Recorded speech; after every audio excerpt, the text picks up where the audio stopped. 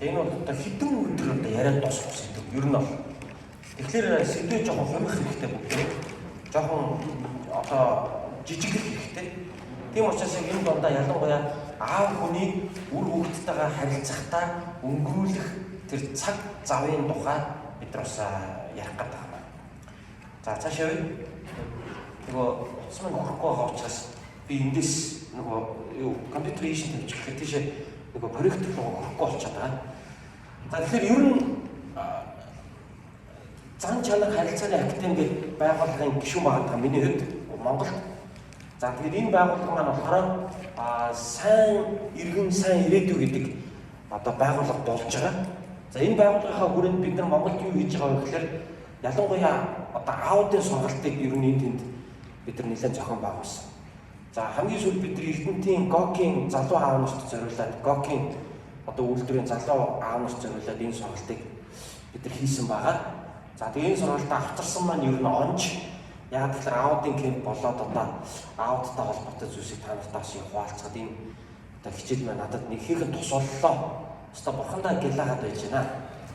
За тэгэхээр бидний энэ сэдвийн хүрээнд ер нь бол хүүхэд бүртээ ганцаарчсан цагийг зориулах. За хүүхдээ мэддэг аав байх, урамшуулан чиглүүлэгч аав байх, за гэр бүлдээ эрг уур ажиллагааг бүрдүүлэгч аав байх гэсэн дөрвөн үндсэн сэдвийг хүнддэм байгаа. За энэ өнөөдрийн өглөөний энэ хичээлээр та бүхэнтэй би нэгдүгээр сэдв болон гурав дахь сэдвийг хөндөж ярих гэж байгаа. Өөрөөр хэлбэл хүүхэд бүртээ ганцаарчсан цагийг зориулдаг, өөрөөр хүүхдтэйгээ цаг гаргадаг аав байх тухай, мөн урамшуулан чиглүүлэгч аав байх тухай. Тэгэхээр энэ хоёр сэдвийг би одоо энэ дөрвөн сэдвээс хоёрыг нь өнөөдөр хөндөөл гэж байна гэсэн үг тийм ээ. За тэгэхээр бичвэрт аав болон хүүхдүүдийн харилцааны тухай олон чухал зүйлсүүдийг зааж сургасан байдаг. Ер нь бидний гар дээр байдаг Библиэлд яг аав хүүхэд хоёрын хоорондын харилцааны талаар жоохон юу гэж заасан байдаг юм бэ гэдгийг юуны өмнө бүгдээ хамтдаа бичвэрээс харах нь бас маш чухал байгаамаа.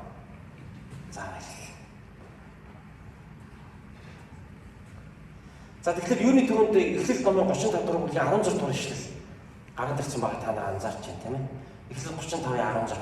За бүгдээ зэрэг уншия. Харж байгаа тийм. 1 2 3. Тэрээр нас эцэслэж амь тавихтаа хүүгээ Бен Они гэж нэрлэжээ. Харин эцэг нь түүнийг Беньямин гэж нэрлэвэ. За би энэ багц ишлэлийг бүхлээр нь таамаг яг Библиэс одоо уншиж байгаа. Энд дээр би ганцхан ишлэл тавьсан байгаа. 35:16 гэсэн ганцхан ишлэл тавьсан байгаа. Харин би 10-аас 21 гэсэн биш 16-аас 21 гэсэн энэ багц хэсгийг жижигхэн багц хэсэг байна. Энийг би та чангаар дуудаад уншаад байна. Тэднийг битээлээс хөдлөөд Ефратад хүрэхээс арай өмнөхөн Рахел төрөх болж хүчтэй өвдөжээ. Түүнийг хүндрэлтэйгээр төрөх үед их баригч нь битгий та одоо бас нэг хүүтэй боллоо гэж хэлв. Тэрээр нас эцэслэж амь тавихтаа хүүгээ Бен Они гэж нэрлэжээ. Харин эцэг нь түүнийг Беньямин гэж нэрлэв. Рахел нас барж түүнийг Ефрат буюу Бэтлехэм орох замд оршуулв.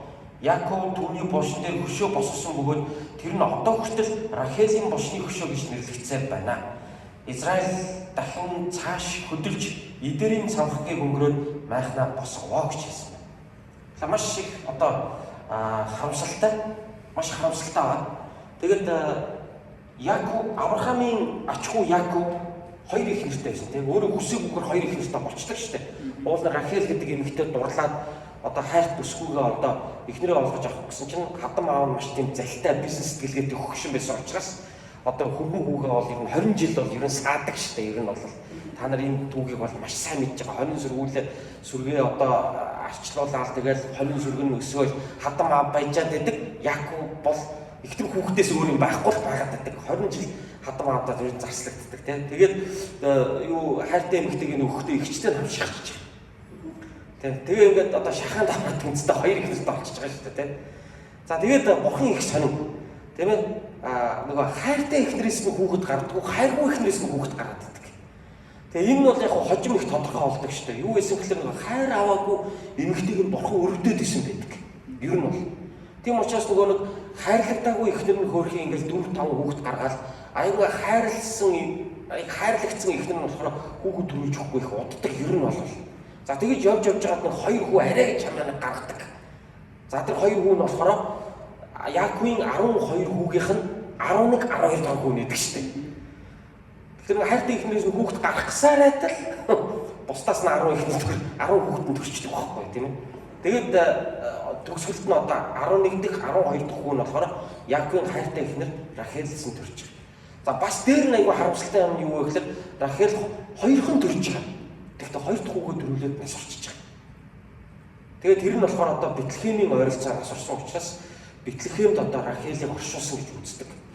Тийм учраас одоо Есүс эзнийг энэ үеэс ч хойш одоо хэд үеийн 4000 орчим жилийн дараа эзэн Есүс Христийг төрөхт нь тэр Бэтлехем орчмын 2 хүртэх настай эрэгтэй хүүхдүүдийг нөгөө Херод хаан ч алуулж байгаа шүү дээ. Тэгэхэд нөгөө тэгж хэлдэг шүү дээ. Рахел тайвширлыг эс олов. Уйлаа майлаа тэр хавар дүүрэн байлаа гэж хэлдэг нь юу гэхээр тэнд Рахелийн бош байсан Бэтлехем хот өөрөө одоо Рахелийн боштой ойролцоо хот байсан учраас Бэтлехем хот орчмын 2 настай бүх эрэгтэй хүүхдүүдийг тэр үеэс хойш бараг 4 орчим мянган жилийн дараа алж яхад яаж юм гэхээр одоо иш үзүүлгийн хэлэхдээ Рахел тайтгарлыг ис олвоо гэж тэр эхчүүдийн уйлааныг Рахелийн одоо уйлаанаар зөвлөж хэлсэн байдаг тийм. Тэгэхээр Рахелийн бошны хөшөө гэж хүртэл тэр Бэтлехем орчимд бол одоо байсан гэж. Тэгэхээр эртний бошны хөшөө ч гэсэн Монгол ч гэсэн одоо олон бас байдаг шүү дээ тийм. Жишээлбэл одоо нав баг багт бол манайх шарган мөртийн суслан гардаг байсан. Шарган мөртийн аманд бол одоо богдын хатан дондор тулмын одоо хөшөөний чулуу гэдэг юм ганцхан гоцоосын чулуу байдаг байсныг би одоо сандгийн. Тэгээ энэ богдын хатны чулуу юм гинлээгээд цуслан хүмүүс бүгдээрээ ярьдаг. Бид нар тэрүүгээр чи ингээд хойшоо хуурай мохорлоо даваал, уул даваал нөгөө шарган мөртийн дэлгүүрт нөгөө мах байх болохоор хойшоо хуурай мохорт руу давж орж хуурай мохортын дэлгүүрээс нь мах сүүн тэр авч явдаг юм тохиолдол. Тэгэхэд яг тэр дондор тулмгаа энэ тэр хөшөөний хажуугаар ингэж өнгөрдөг. Тэр нь болохоор богдын хатан дондор тулмын хөшөө байсан гэж авдаг юм лээ. Тэгээд чинь богдын хатан дондор тулмыг оршуулахад чинь хүрээнээс оршуулгын ихэн шарган мөртөд очсон байхад оршуулгын сүүлийн хүрээнээс гараг байсан гэж байна шүү дээ. Тийм урт цуваа ингэж тухайн дээр явж исэн байдгийн мэлээ. Тэгээд тэрэн шиг Бэтлехем хотын ойролцоо Рахелийн босны чулуу гэж байдаг. 2 дахь хүүгээ төрүүлээд л манер үндсэндээ өөрөө өнгөрчихөж байгаа тийм ээ. Тэгэхээр төрөлтийн хүндрэлээс болж Рахел нас орж байгаа. Ингээд төрсөн хүүгээ Рахел маань юу гэж хэлдэггүй нэрлэдэггүй гэхээр манер нөө цус алдчихсан.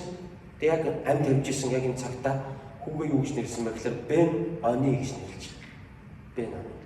За энийг Монгол дээр орчуулах юм бол зовлонгийн хүү гэж боддог.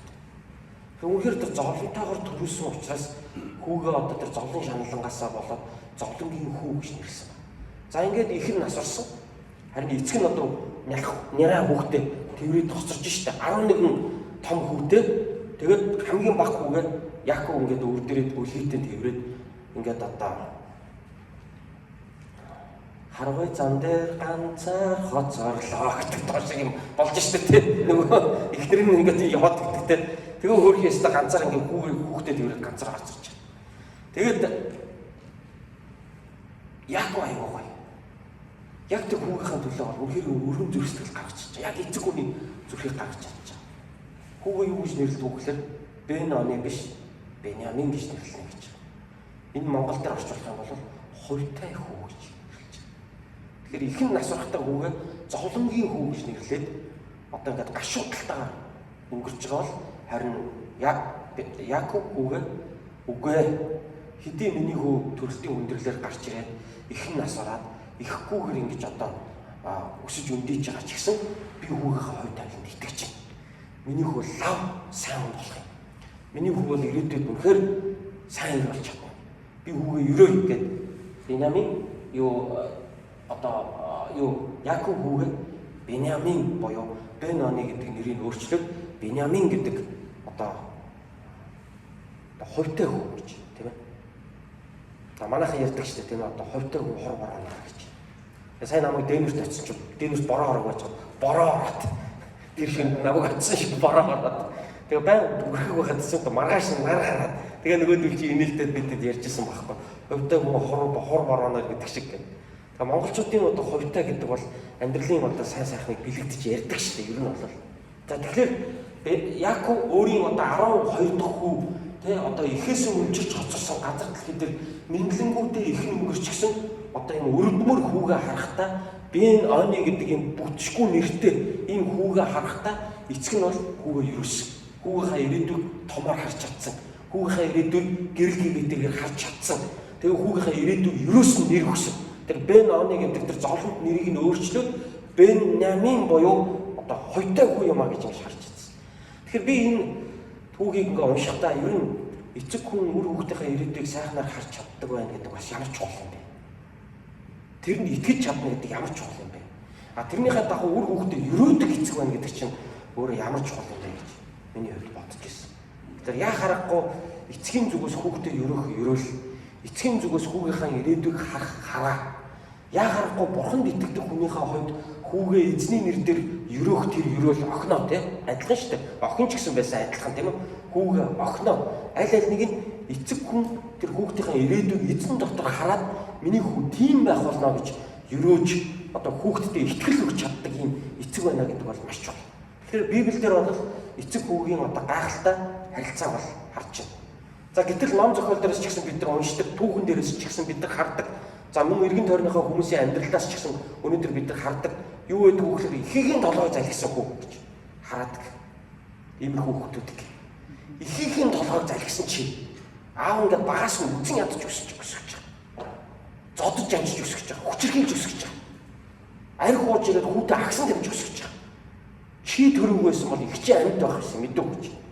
Ингэж хүүхдээ өсөж байгаа. Ингээ хаг багаас шархаваад өсөж байгаа хүүхдүүд байгаа. Гэтэл Беньямин тэгсэнгүү. Беньяминыг аав нь бүр эсрэгээр өрөөж байгаа. Үгүй. Тэгээ би эхнэрээ алдсан ч би хайрт эхнэрээ алдсан ч би хүүгээ би зовлогтой юм болоосоо би хүсэхгүй. Тэ? Миний хайртай эхнэрээс минь төрсөн миний одоо хайртай баг хүү мань учраас би хүүгийнхээ ирээдүйг өрөө. Беньямин. Бен Они биш. Беньямин байх болно гэж. Тэгэхээр хорвоо биднийг Бен Они гэж хардаг ш. Ер нь. Хүмүүс биднийг Бен Они гэж хардаг ш. Яг нэг үе ихэд бидний эцэг эх маань ч биднийг өөрсдөө Бен Они болгоцсон байдаг. Гэхдээ Есүс Христийн дотор бид Беньямин болсон ш. Есүс Христийн дотор Тэнгэрлэг хувьтай болсон шүү дээ бид нар. Тэнгэрт бидний хувь ногдол байгаа гэж хэлээгүй биш үү? Бидний иргэний хариалал Тэнгэрт байгаа гэж хэлсэн биз дээ. Бид хараалаас өрөөлгүй золигдсон гэж хэлсэн биз дээ. Бид харанхугаас гэрэлгүй гарсан, бид мөхлөөс амь руу Есүс Христээр дамжуулан шилжсэн гэж хэлсэн. Тэгвэл Библи Бурхны үг эзэн Есүс Христийн сайн мэдээ түүний загалмайн нэгүсэл өнөөдөр бидний Бен Они байхад жинхэнэ сүнслэг Беньямин болгосон байна. Хожим Беньямин овог аймгийг аваад үзэх юм бол Израильд нөхөр хүчтэй 2-3 овог аймгийнхан нэг болсон байдаг. Яагаад гэвэл энэ эцгийн ерөөлөөс болсон байхгүй. Израилийн хамгийн анхны хаан бол Беньямин овог аймгаас байсан. Түүний нэрийг Саул гэдэг байсныг та нар мэднэ. Саул бол яг муу хаан байсан л да. А гэхдээ Саул муу хаан байсан гэдэг нь Беньяминчууд ер нь бол муу байсан гэж бас ойлгож болохгүй юм. Ер нь хожим Илч Паулын нэр ч гэсэн энэ Саул хааны нэрээр бэлэгдэж эцгэх нь өгсөн шүү дээ. Еврейгээр Саул шүү дээ ер нь бол.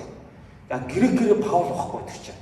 Тэгэхээр ээж аав нь өөрийнхөө овгоос төрсөн анхныхаа улсынхаа хааны нэрийг бэлэгдэж өгөх хүүдэд тэр Саул гэдэг нэрийг ус хайрлаж исэн байна л да. Тэгээ ер нь Беньямин овог аймгийг одоо энэ Израилийн түүхэнд аваад үзэх юм бол энэ хуучин гэрээний түүхийн туршид Беньямин овог аймгийг аваад үзэх юм бол маш тийм дайчин омог байсан. Бусад одоо овог аймагуудын дотор бол хавцангуй юм тулаанч. Жохон тийм монголчуудтай төстэй аймаг байсан. Харваач аймаг байсан. Ерөөсө тал нь маш мэрэгэн хардаг. Тал нь солгоо гараараа дүүгүрддэг, дүүгүр шигддэг, солгоо гараараа маш мэрэгэн дүүгүрддэг ийм аймаг байсан. Тэгэд Давидын хаанчлалын үед, Соломоны хаанчлалын үед Юдагийн ирчүүд бол ер нь Давид Соломон ч өөрөөсөө Юдагаас тийм үү. Тэгээ Юдагийн дайчид бол ер нь одоо Израилийн бол ер нь яг удаа барьдаг одоо овог аймгийн нэг байсан бол тэрний зэрэгцэж хажууд нь дайн тулаанд яг удаа барьдаг хоёр дахь овог аймаг бол Беньяминчууд байсан. Ямар сайндаа Чингис хаан хэлдэг үстэй тийм ээ. Урууд бантуудыг би түрүүнд нь давшуулаад борч их юм хоёрыг тийм ээ мухлаа хоёрыг хажуудаа авч үлдээд зэв сүгээдээ зэлэм мухлаа дөрвийг юу хошууч ангидаа илгээгээд тэгээд яг дайн руу төрүүлээд ороход урууд мангууд гэдэг хоёр овог аймгаа би төрүүлээд дайн руу оруулах цэгийн цагт сэтгэл минь амардаг болоо гэж. Чингис хаан тэгж хэлчихсэн шүү дээ тийм. Тэгэхээр яг Юда Биньямин гэдэг бол ер нь бол Израильдаа л урууд мангууд байсан гэж баг хэлж болохоор. Тийм дайнч орууд мангууд байсан. Ямар сайндаа Биньямины ирчүүд нэг Лев хүний эхнэрийг нь хүчинтэй талцсан байдаг. Шүүгчд намдар гардаг. Тэгээд тэр хүний өшиг авах гээд бусад 11 овог нь нийлж байгаа Биньяминтайгаа байлдаад барахгүйсэн шүү дээ. Тэгээ боддоо. 11 овог нь нийлж байгаа Биньяминаа нухах гээд дайрсан чинь 3 удаагийн толдоод дэлгэчихдэг байхгүй. Тэгээ бүр уйлаа, бохны өмнө залбираад бүр ингээд 4 удаа байлдчихж Биньяминчуудыг арай гэснээр дарж авчих. 11 овог нь нийлээд нэг овогоо барахгүй шүү дээ. Тэр Биньямин овог бол үнэхээр хүчтэй овог байсан.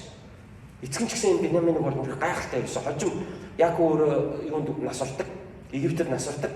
Египтэд нас орохдоо бол бас хамгийн бага үе Биньяминаа бол үнэхээр гайхалтай сайхан ерөөсөн байдаг. Тэгэхээр эцгийн одоо хүүгээ ерөөсөн ерөөл ямар чухал вэ? Эцгийн тэр хүүтэйгээ харилцаа ямар чухал вэ гэдэг өнөөдөр эндээс харагдаж байна, тийм. Би хүүгээ хэр зэрэг ерөөд юм бол би хүүгээ заримдаа ингээд бүтггүй алдаж оноод явж байхад нь би харахтаа хүүгийнхаа ирээдүйг би хэр зэрэг гэрэл гээгээтэйгээр эзэн дотор би төсөөлөн харж чаддаг юм бол би эзний нэрээр эзний үгийн дагуу би хүүхдийнхээ сайн сайхныг хэр зэрэг өрөөж хэр зэрэг би түүнд итгэж тэр итгэл найдрыг би хүүдэд хэр зэрэг хилдэг аав юм бол гэж би заримдаа боддог. Ямар сайдаа түүхэнд ярьдаг шүү дээ. Наполеон Бонапартыг баг багт нь имэн өглөө болгон босоход нь юу гэж хэлдэг байсан юм лээ? Талын ба. Тэ. Францын одоо агуу хаан алийг босоод өглөөнийхөө цайгуу гэж хүүгээ дандаа тэгж хэлдэг байсан тийм. Хожим яг Наполеон Бонапарт бол яг тийм одоо агуу жанжин болдог шүү дээ тийм. Яг хүүгээ яг тэгэл өрөж байгаа байхгүй. Бэн оны биш ээ.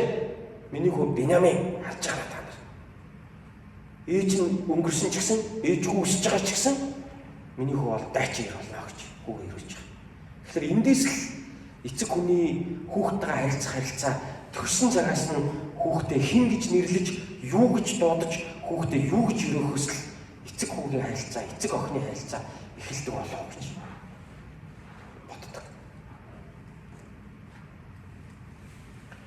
Лук 1:17 дахь ишлэлдэр завг дээр зэрэг уншиг яг энэ ишлэл. Лук 1:17 юу яах юм уу? Хитрхи цаашаа байна уу? Дэлгэц гайгүй. За зэрэг уншиг.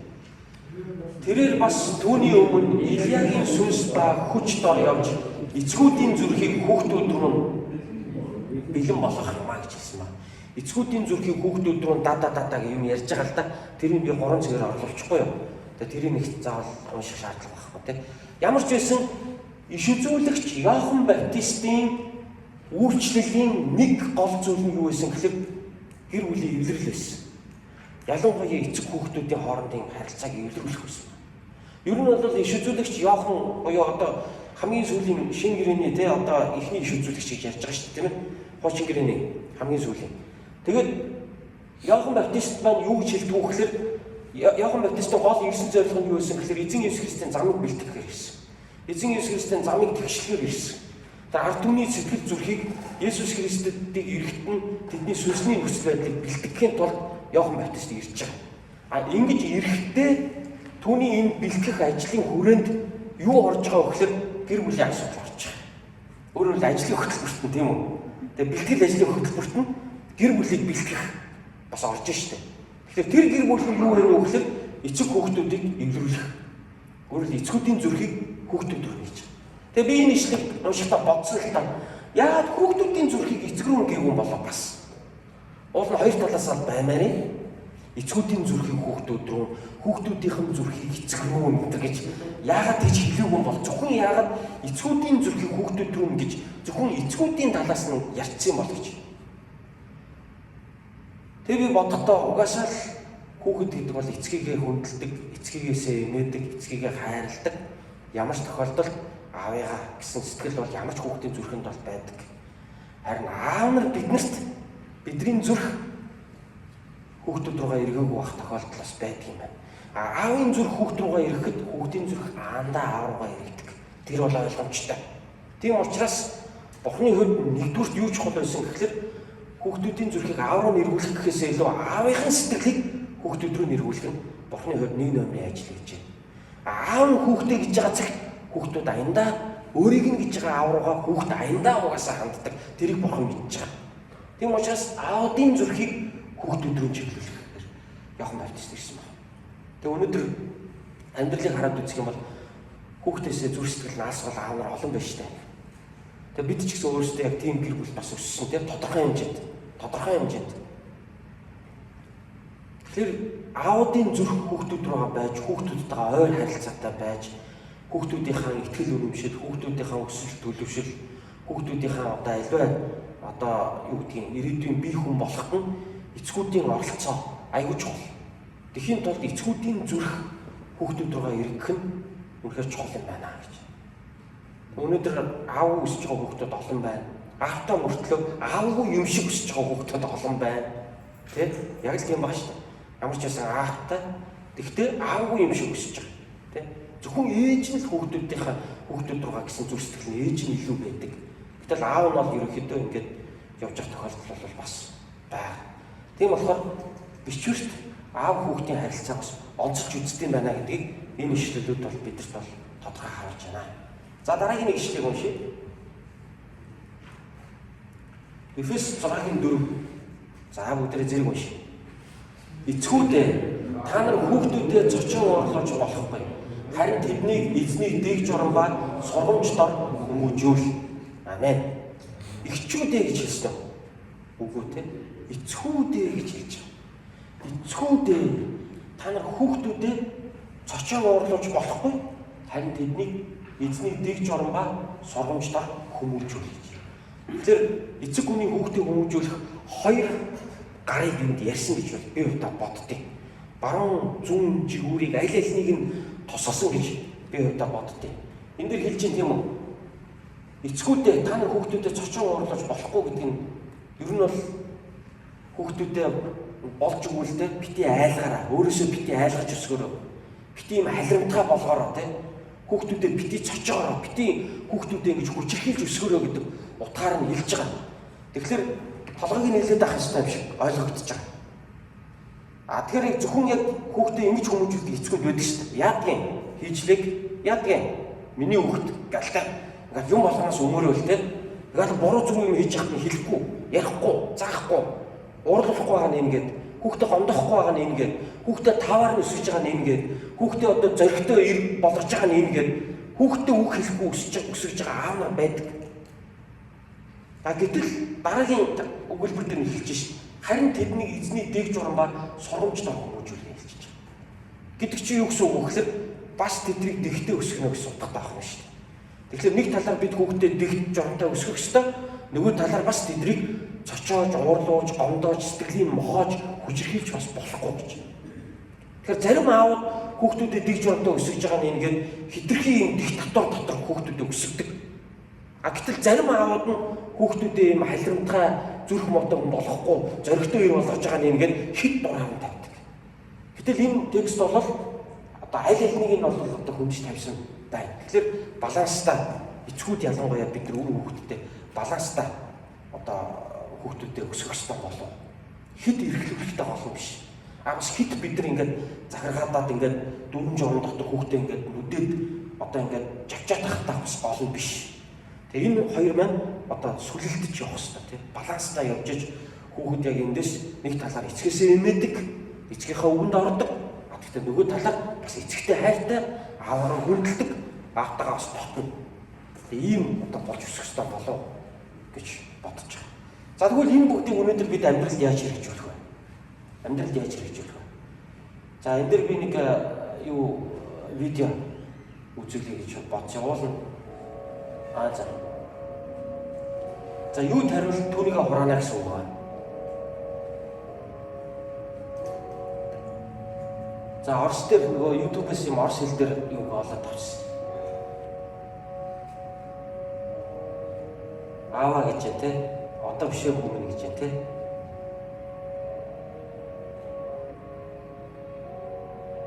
За аава гэж одоо бишээ хүмүүн уурлаа ширээгээ шаа хэлж те. За хүү том боллоо аав хүү минь гэсэн чинь одоо биш аав. Аль хэзээний өөр хүн болсон тийм. Тэгэхээр чи амьдралд юу өгнө тэрийг амьдралаас буцааж авна гэдэг л жижиг видео явж байна л да. Тэ. За баярлалаа. Тэгэхээр аав бид нар хүүхдүүдтэй яаж хандна? Хүүхдүүд маань эргээд тэгж хандна. Бид хүүхдүүдтэй цаг зав гаргахгүй байвал хүүхдүүд маань хожим намайг сонсохгүй.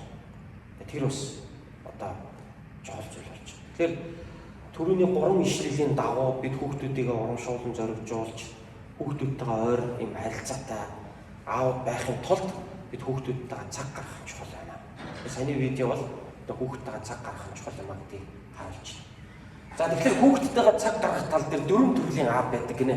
Дараах 4 төрлийн аав байдаг гэж. За нэгдүгээр хаан аав гинэ. Хаан аав. За хаан аауд яадаг вэ гэхээр ерөөсөө тийм өндөрлөг дээрээс хүүхдтэйгээ харьцдаг аавыг хэлдэг. Өөрөөр хэлбэл тэр сэнти дээрээс харьцдаг. А хүүхд бол яадаг вэ гэхээр одоо юу л босгоны шороо юуны боолын боол босгоны шороо юу гэдэг үлээ тийм ээ. Тэр хатвчин суудаг тийм хүүхд бол тэр хатвчин суудаг. Аав бол тэр хоймор дээрээс одоо өндөрлөг дээрээс харьцдаг. Ижил төвшөнд боож ирдэггүй. За нэг хоёрт одоо хаан аав гэж яг ямар аавыг хэлээд байна вэ гэхээр ерөөсөө харилцааны өнгө аяс бол тийм захиран тушаах үүрэг хариуцлага даалгах маягаар ихвчлэн явдаг. Чи тэгснөө тэрийг нөхөр минь чи ял тэ ер нь бол ингээд өөр яриа бол байхгүй. Зүгээр ерөөсөө аав юу яриул дандаа л үүрэг өгдөг те өөр яриа байхгүй. Тэгэл дандаа аав бол нэг өгсөн үүргийнхаа шалгалтыг дандаа авч идэг. Ерөөсөө байнгын захираастай тушаахаастай ерөөсөө нэг юм айрмын командлагч хайтай. Тэгээ жижиг хэмжээний айр маятай. Тэгэл ерөөсөө хэр хүүхдүүд одоо ерөөсөө дотн тушаагаал явчихдаг гэсэн. Тэгээд босноо гүйцэтгэе сэр тийм ээ. Yes sir төгшөнд ерөөсөө явж байгаа. Ийм одоо гэр бүлийг хэлж байгаа. Тэгээд зарим аауд бол яг хүүхдүүдтэй бол яг ингэж ханддаг. Тэгээ шүү, ингэ шүү. Тэгэрээ ингэрээ тэг нөхөр минь чи зүгээр ингэ шүү, тэгээ шүү. Тэгээд болоо гүйцээ. Тэр одоо аавын зүгээс бол хүүхдтэйгээ харилцаа бол зөвхөн захиран тушаах, ажил үүрэг даалгах байдлаар одоо хязгаарлагдчихдаг. Тэгээд энэс өөр төвшөнд хүүхдүүдтэйгээ ерөөсөө ярьдаггүй.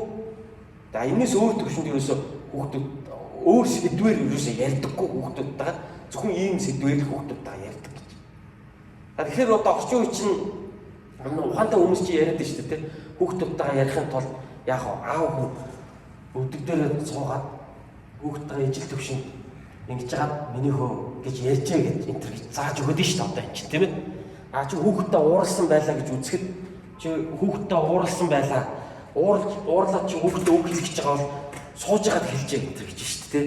Сууж байгаад яг уурж байгаа бол яг суусан чигээрээ ингэж хэлжээ гэж. Уурлахаар аав нь яадаг.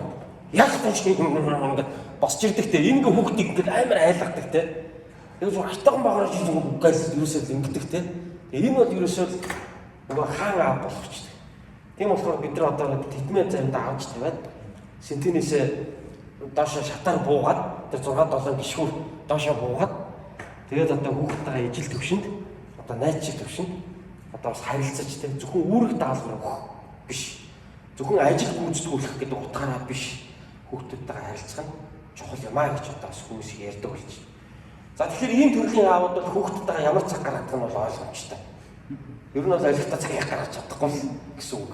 Зөвхөн тушаад болгосон үедээ тэр хэнийг дууд, тэр баг дарахыг дууд, эсвэл тэр сайдыг дууд гэж хаадвал ерөөсө хэрэг болохоор сайдаа дуудаад үүрэг өгөл гаргаа явуулдагтай адилхан хүүхдүүдтэйгээ ийм төвшөнд харьцдаг аавдаг хэлж байна. За хоёр дахь төрлийн хүүхдүүдтэйгээ цаг гаргах тал дээр хоёр дахь төрлийн аав нь болохоор шүүмжлэмтгий аавд байдаг. Шүүмжлэмтгий аавд. Юу ч хийсэн шүүмжилж яддаг. Болохгүй хизээ юм сурнаа. Яана хинийгээ дуурайцсан бэ. Тэгэл ерөөсөө тэ баян нэг юм ярьдаг тэ. Тэгэл ерөөсөө баян шүүмжилж яддаг ерөөсөө. Болохгүй. Чи өшөөлөө хийх ёстой. Болохгүй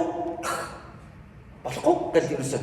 Тэгээ ийм төрлийн аауд юу гэж боддог вэ гэхээр ийм байж ч хүүхэд маань сайн байна гэд ботцоо аауд байдаг. Ер нь бол манай хүү Улаанбаатар сургууль сурдаг л да. Улаанбаатар сургуулийн одоо баг дундаг гэдэг одоо том хүү маань бол ахлах ангид ороод сураа явж байна.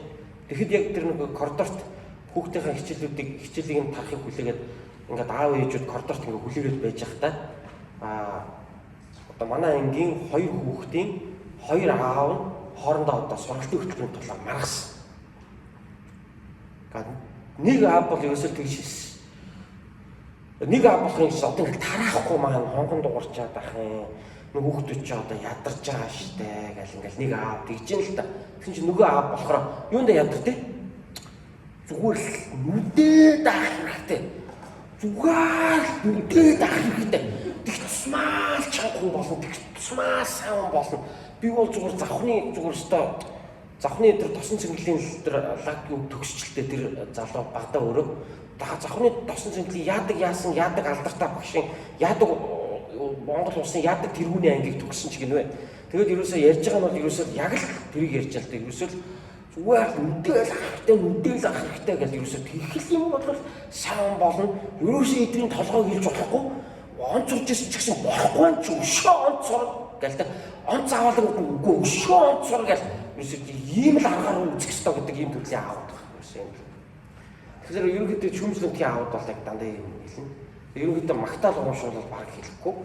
Тэгэл ямар нэг юм гүйцэтгэлээ ямар нэг юм хийлэхэд бол тэр заавал болохгүй юм тэндээс ингэж гогдож гарч ирэл энийг харж байгаа. Дандаа ингэж алдааг ингэж гогдож ингэж олж харж хилдэг төрлийн аав байна гэж. За тэгэхээр ийм одоо төрлийн одоо аавтай харьцаж өссөн хүүхдүүд бол ер нь хүнд их урам өгч чаддгүй. Хүнд ер нь тийм сайхан үг хэлж чаддгүй. Хүнд нэг сайхан үг хэлчих гэхээр амнаас нь юм очих гэдэг юм шиг. Айгүй тийм харам, тийм сайхан үгэндээ их тийм харам, тийм хүмүүс одоо болж өсдөг ер нь бол. Тийм. Тэгээд ер нь юмыг дандаа нэг тийм болохгүй талаас нь хардаг. Дандаа юмыг нэг тийм шүүмжлэмтгий талаас нь хардаг төрлийн хүмүүс одоо болж өсөх тохиолдол бол бас байна. Тэгээд мэдээж юмны болохгүйг нь хараад тэрийг хилээд засаж чадаад явдаг бол мэдээж нийгэмд хэрэгтэй. Энэ бол гэр бүл албан байгууллага сүмж болох хэрэгтэй энэ бол мөн тийм ээ. Гэхдээ энэ хитрхээрээ бүр биш болчдаг. Өнөөдөр Монголын нэг хэсэг нь бол одоо тийм л болцсон байна шүү дээ. Зүгээр л мяалжл байвал өөрийгөө ухаантай өнгөд ойлгоцсон нэг хэсэг залуучууд гараад ирлээ шүү дээ өнөөдөр Монголын нийгэмд. Ямар ч сайхан юм болсон. Тэр хүн ямар ч сайхан юм ярьжсэн тэрийг ингээд зүгээр мяалал торолдож идэг дандаа. Тэрийг өөрөө амар лаг байгааг ойлгоцсон тийм. Би ингээд амар ухаантай болохоор би ингээд бусдын хэлээгүй ингээд юм ингээд амар мяалж байгаа гэж ингэж ойлгодог. Тэгээ тэр хүн яг үнэндээ өөрөө яг юу хийж бүтээгээд байгаа юм гэхээр яг хийж бүтээгээд байгаа юм хүмүүс байхгүй. Зүгээр л хүн мяалдаг ажил хийдэг. Өөр юм хийдэг. Ийм өнөөдөр ингээд нийгмийн бүх бүтэн давхар өнөөдөр Монголд гараад ирлээ. Тэгээ мяалаар сууж идэг юм шиг. За. Тэгэхээр хүүхдтэйгээ одоо цаг гаргадаг 4 төрлийн аавын 2 дахь төрлийн юм бол 3 дахь төрлийн аав нь ямар юм бэ гэж. Итвэхгүй аав гэж. Хүүхдтэйгээ цаг гаргах тал дээр туйлын итвэхгүй аав. Итвэхгүй аав. За энэ төрлийн аавууд бол ерөөсөө сайн ч юм хүүхдтэй хэлдэггүй, муу ч юм хэлдэггүй. Зүгээр байждаг. Ямар ч гэртээ байждаг аав. Тэгээд аав бол байгаа тийм. Тэгээд нэг бол сонио харал, нэг бол зугаарт харал, нэг бол ингэж өөрийнхөө юм хийгээл ингээд осдохгүй аав гэдэг хүн бол байгаа ажил хийж байгаа цалингаа авч байгаа гэрүүлээд хийж байгаа. Тэгээд болоо. Өөр хүүхдтэй харилцаа байхгүй. Ээж бол одоо тэр эцгийн уралд нь явж байна. Ээж тэр багш нартай очиж уулзж байна. Ээж л хамаг юмд явж байна. Ерөөсөө өвдгөр нь ээж л имлэг авч явж яадаг. Тийм ээ, хуц сунраа бодолдож авч дэдгүүр авшаа явах болохоор ээж л хамт явж яадаг тийм ээ. Аа болоо яг уу зүгээр осолдохгүй л ингээл нэг оршуугаар ингээл тийм тэнгэрлэг оршуугаар тийм ингээд оршуугаараа л ингээд майждаг юм тэнгэрлэг ордын оршуутай аавд бол одоо ингээд байждаг. Гэхдээ эдгээр яадаг вэ гэхээр маш идэвхгүй. Оролцдоггүй. Гэр бүлийн шийдвэр гаргах үйл явцад оролцдоггүй. Эхнэр бүхэн маш шийддэг. Эхнэр нь хүүхдүүдтэйгээ харьцдаг. Хүүхдүүд нь зовлон жаргалтай зөвхөн ээжтэй ярьдаг. Аавууд бол хэлдэггүй. Тэгээд аавууд бол юунд ч оролцдоггүй. Зүгээр л байж идэг. Ерөөсөө ийм төрлийн аавд байна гэж. За тэгээд нөгөө аман хоор киногоор зөвлөж ярих юм бол сонин мөнгөн шиг маяг аав юм уу та. Тэгээд хаашаа нүүх юм бэ? Сономоо чийл мэддэг шүү дээ гэж сууж идэг тийм идэвхгүй. Тэгээд тэр сонныг ч яг хоо ихнэр нь өөрөө бас тийм болгоцсон юм шиг байгаамаа бас тийм бас тэр сонмын үгний соо бороо биш юм шиг байгаа. Залуугаас ихнэр бадцсан юм шиг байгаа. Тэгээд тэр нэг базах байрын залуу охин байсан юм аа. Тэгээ өөрийн насаараа базуулсан хүн чинь өгшөрцөө байна. Тэгээ бүр тэр нь ингээд юу болцсон байж та одоо бүр тэгээд нэг шийдвэр гаргах бүр чадваргүй болоод тийм бүр тэгсэн. За тэгэхээр зарим аауд охин итгэхгүй аауд байдаг. Тэгээ хүүхдэд тоодгоо. Тэгээ хүүхдэнд энэ хүн зодуулж байна уу, амжилтанд хүрч байна уу, хүүхд нь гавьяа байгуулж байна уу, сайн сайхан явж байна уу юу хамаахгүй. Тэгээ зүгээр ингээд байждаг юм аауд байдаг. За тэгэхээр ийм аавуудыг одоо харж өссөн хүүхд, эрэгтэй хүүхд бол ялангуяа өөрөө бас жоохон иймэрхүү маягийн л аав болдог. Ер нь бол юмд оролцоо муутай, итгэхгүй, гэр бүлийнхаа шийдвэр гаргалтанд оролцдог, зовлон жаргалыг хуваалцдаг, өөрийнх нь байх ёстой юм дээр байдаггүй тийм ээ. За ийм төрлийн аауд байна гэж. За дөрөв дэх төрлийн аав нь болохоор эзгүй аав. Эзэнгүй айл гэх нэг жүжиг гардаг байлаа шүү дээ. 90-ад оны үед чинь амьдрал идэх хэцүү байсан үед тийм ээ Монголд чинь. За эзгүй аав. За энэ аав бол ямар төрлийн аав вэ гэхээр ерөөсөө гэртээ байдаг аав. Ерөөсөө ойлгомжтой. Амар завгүй аав. Тэгэл ерөөсөө гэртээ байдаг. Ерөөсөө гэртээ байдаг аав. Тэгэл тэгээ ийм төрлийн аавууд гэртээ байдгүй гээ юугаар нөхдгүү гэхээр ганц ирсэн үедээ хүүхдүүдээс толтон баярлуулаад алуурчдаг. Тэгэхээр хүүхдүүдэд нь ямар дорсож үлддэг гэхээр манай аав уул нэгсэн ундааш бидэртээ байдгүйсэн. Байгаараа аав шиг сайн хүн байхгүй. Ерөөсөө аав гэртээ байгаараа ерөөсөө гастаа юу өссөн бүх юм авч байгаа юм. Яг гоо тийч өөрөө нөгөө гэртээ байхгүй хүүхдүүдтэйгээ ажиллаж чадахгүй байгаад өөрөө хямраа яваад шүү дээ. А тэгээ тэрийг юугаар тайлдаг вэ гэхээр хүсэн юм авч өгч нөхдөг. Юу гэж гараа авал гарав. Наад хамаг юм авч өгч заавч өгч тоол. Тэгэл хайчих авдаг. За гэж өгчдөг. Тэгээ өөргөө биелүүлсэн. Би хүсэн юм аваад өгсөн. Мундаг дугуй байна уу байна. Тэр нэг скиттэй юм байна уу байна те. Бүх юм байна тийм биз дээ. Энэ дор явж мавдаг юм бүх юм аваад өгсөн. Гэрэлтэй цаглагаанд хамаг юм аваад өгсөн. Тэгээд гоё хоолнд нь оруулчих чинь чихэр шоколадаар ингээд чихэд өгч чинь одоо юу ихтэй те аав явлаа. Тэгэл аав хамаг найз нартайгаа загсан эсвэл анд эсвэл тэгэл байнгын ажилдаа байнгын ерөөсөө байдаггүй. Яг ийм одоо аав байна. За тэгэхээр одоо яах вэ гэхээр ийм одоо дөрвөн төрлийн аав бол өнөөгийн нийгэмд байна. За тэгвэл бүгдээрээ бас бодоод үзье те. Би аль нь юм бэ гэж. За аль нь ч биш бол бүр сайн л байна тийм ээ. За тэгээ энэ сонголтыг ингээл Эрдэнэтийн Гоки аавуудад ингээл хийжсэн чинь би ер нь дөрүүлээ юм байна гэсэн шүү дээ. Би ер нь дөрүүлээ юм байна гэсэн шүү дээ ерөөсөө. Дөрүүлээ надад байна гэсэн шүү дээ ерөөсөө тий. За тэгэхээр түрүүн Библийн ишлэл бид нар уншсан те аавуудын зүрхийг өвгүүд рүү гэж хэлсэн шүү дээ. Өвгүүд рүү нэрвүүлнэ гэж. Тэгэхээр бурхан бидний зүрхийг үр хөвгт рүү маань эргүүлэхийг хүсдэг. Тэгээ үр хөвгтдээ цаг гаргадаг. Үр хөвгтүүдээ айлгаж очиолгүйгээр тэгтээ тэднийг эзний дэг жорон дотор хүмүүжүүлдэг аав байх хэрэгтэй байдаг те. Бид хүүхдүүдэд яг шиг өрөөдөг. Хүүхдүүдэд итгэл найдар өгдөг. Ийм аав бид нар байх хэрэгтэй байдаг тийм ээ. Биньямин хожим том болохдоо өөрийгөө буруутгасан байх гэж би боддیں۔ Хожим том болоод амьдралын үннийг мэдэн штэ. Аав нь биш юм ахад хамаатных нь нэг 60-аас ирж ирэл хэлчихэн штэ. Ер нь болоо тийм биш тэ. Ирэлцэг ий чинь чам төрөлд өгсөн штэ. Ер нь болоо гэх ингээд ээжийнх нь их чинь ч юм уу хин ч гэдгийг нагцсан ирэл айгүй л хэлчихэл явчихна тэ. Тэгэл аав нь айгүй л хүүхдтэй юм яриад гал энэ хамаатны юм зуграг гал ингээл заримдаа нэг тийм болдог тэ. Тэгэл хэлж байгаа. Тэгэхээр Биньямин өсөх тусам ээжийгөө өгүүлж байгаа чинь ихийн хайр дутж байгаа чинь. Яагаад бус хүүхдүүд ээжтэйгээ би байхгүй намайг төрүүлээд өгсөн гэсэн. Тэгээ өөрийгөө буруутгах тэгвэл би төрөхгүй байл яах вэ? Өдөр гээд л ирнэ шүү. Тэгэхээр тэр болгонд Яаков яаж исэн бол чи Беноны биш. Миний хүү чи бол Биньямин шүү гэж хүүхдээ итгэлөө өгчсэн байгаа юм. Тэгэхээр Яаков бол бас сайн байжээ гэдгийг эндээс бас харагдаад.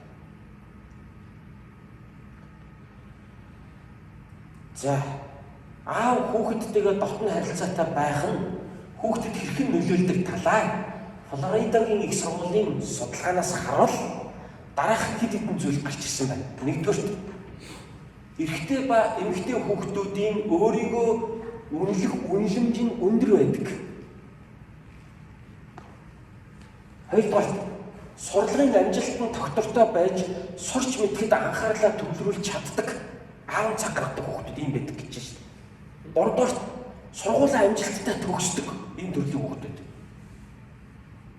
Хичээл номдоо төвлөрч чаддаг байна. Сургуулийн амжилттай дуусгаж чаддаг байна. Өөрийгөө үнэлэх үнэлэмж нь өндөр байж чаддаг байна. Өөртөө итгэлтэй байдаг байна шүү дээ. Дөрөвдүгürt нь хүүхэд бие захирах, бусдыг ойлгох, өөртөө итгэлтэй, нийтж байх зэрэг эерэг зан чанартай байдаг автгаа орсон хүүхэд. За тавдугаарт нь онцгойлон охтууд бэлгийн харилцаанд эрт орох, өсвөр насны жирэмслэл ба хүчирхийлэл, хүний наймааны золиос болох эрсдэлд бага өртдөг автгаа ойр охтууд ялангуяа. Зурдуурт нь хөвгүүдийн хувьд гэмт хэргийн бүлэглэлд хамрагдах хэрцгий зан авир гаргах нь маш бага байдаг. Автгаа ойрсон эрэгтэй хүүхдүүд. За долдуурт нь мансуур болох бодис ба архины хэрэглээнд автах нь бас бага байдаг.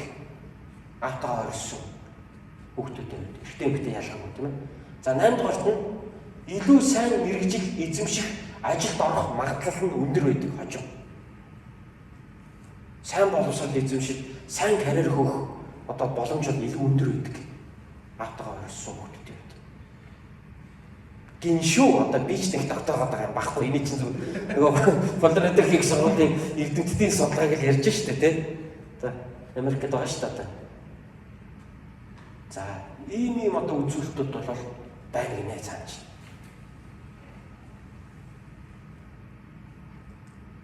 За тэгвэл бүгдээрээ зүгээр багаараа хуваагдаад яах юм. Тэгтээ тэргүй багаараа зөндөө хуваагдах байх. Тэгэхээр ойр орчмынхаа 3 аваад ойр орчмаараа 3 болоод дараах 2 сэдвэр нэг 10 минутанд ярьсан. Нэгдүгürt хүүхэдтэй цаг гаргахад сайн болдог ямар бэрхшээл өнөөдөр танд байна вэ? Энэ төр засаг гэд битээд юм яриад эхлэв заа юу. Таны хүүхдтэй цаг гаргахгүй ч төр засаг гэдэг 76 ямар ч хамаагүй шүү заа юу. Энэ ирчүүдийг тийм яриад байдаг шүү заа юу. Тийм ярихгүй шүү. Яг бодит өдөр тутмын практика яриа шүү заа юу. Хоёрдугаар эдгээр бэрхшээлийг хэрхэн давж гарах вэ? Эдгээр бэрхшээлийг хэрхэн давж гарах вэ? Энэ нөгөө өвөө эмээнээр